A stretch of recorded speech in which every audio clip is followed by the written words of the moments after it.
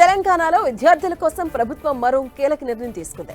ప్రభుత్వ పాఠశాలల్లో చదివే పిల్లలకు పౌష్టిక ఆహారం అందించేందుకు రూపొందించిన ముఖ్యమంత్రి బ్రేక్ఫాస్ట్ పథకాన్ని 2026-27 విద్యా సంవత్సరంలో కొత్త రూపంలో అమలు చేయబోతున్నారు. ఈ పథకం ద్వారా ప్రీ ప్రైమరీ నుంచి ఇంటర్ వరకు చదివే సుమారు 22 లక్షల మంది విద్యార్థులకు ప్రతిరోజు ఉదయం టిఫిన్ తో పాటు పాలు లేదా రాగిజావా అందించబోతున్నారు. విద్యార్థులకు అందించే మెనూ లిస్ట్ ను ప్రభుత్వం రిలీజ్ చేసింది.